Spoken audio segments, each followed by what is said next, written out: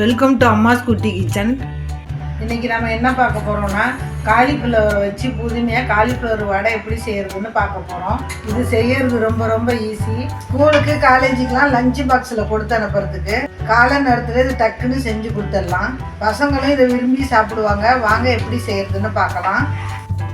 Cauliflower வடை பண்ணுறதுக்கு ஒரு medium size cauliflower எடுத்து மஞ்சத்தூள் போட்டு தண்ணியில் 2-3 நிமிஷம் கொதிக்க வச்சு எடுத்துருக்கிறேன். இதை ஒரு கிரேட்டரில் துருவிக்கலாம்.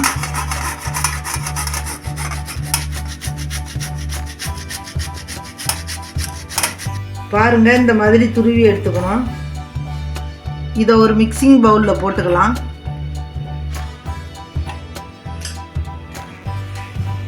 இது கூட 3 ஸ்பூன் கடல மாவு போட்டுக்கணும்.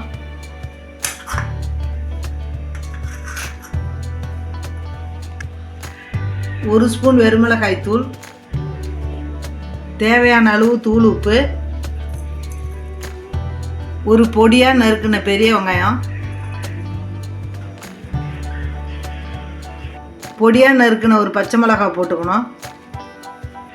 கொஞ்சம் பொடியாக நறுக்கின கொத்தமல்லி தழை. இது எல்லாத்தையும் தண்ணி ஊற்றாமல் நல்லா இறுக்கி பிசைஞ்சிக்கணும்.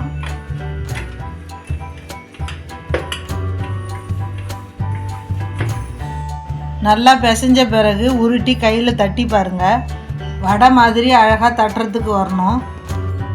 அப்படி உங்களுக்கு வரல, தண்ணியாக இருக்கிற மாதிரி இருந்துச்சுன்னா கொஞ்சம் கடல மாவு சேர்த்துக்குங்க. அடுத்தது கடாயில் பொரிக்கிறதுக்கு தேவையான எண்ணெயை ஹீட் பண்ணிக்கலாம்.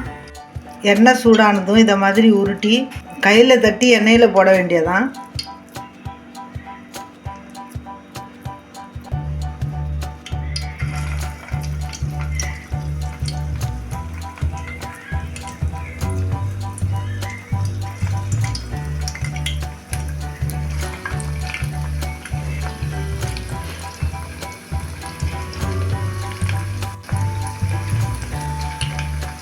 அடுப்பை லோ ஃப்ளேமில் வச்சு திருப்பி விட்டு வேக வச்சுக்கோங்க.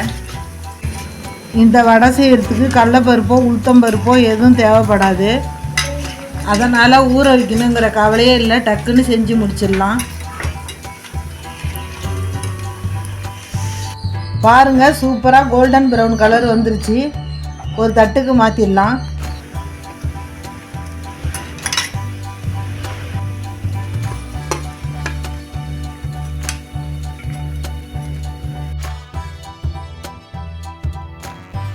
அவ்வளோதான், காலிஃப்ளவர் வடை சூப்பராக ரெடி ஆகிடுச்சு பாருங்கள். இன்றைக்கி உங்களுக்கெல்லாம் ஒரு பிக்சர் கொஸ்டின் வச்சுருக்கிறேன். அது சைடில் வருது பாருங்கள். இதுக்கான ஆன்சர் என்னன்னு தெரிஞ்சால் கமெண்டில் சொல்லுங்கள். இதே மாதிரி மீதம் உள்ள மாவையும் எண்ணெயில் போட்டு எடுத்துடலாம். இது செய்யறது ரொம்ப சுலபங்கிறதுனால காலிஃப்ளவர் இருந்தால் இதை இன்றைக்கே ஈவினிங் ஸ்நாக்ஸாக செஞ்சு பாருங்கள். ஒரு டீ காஃபி கூட இதை வச்சு சாப்பிட்டிங்கன்னா சும்மா அட்டகாசமாக இருக்கும்.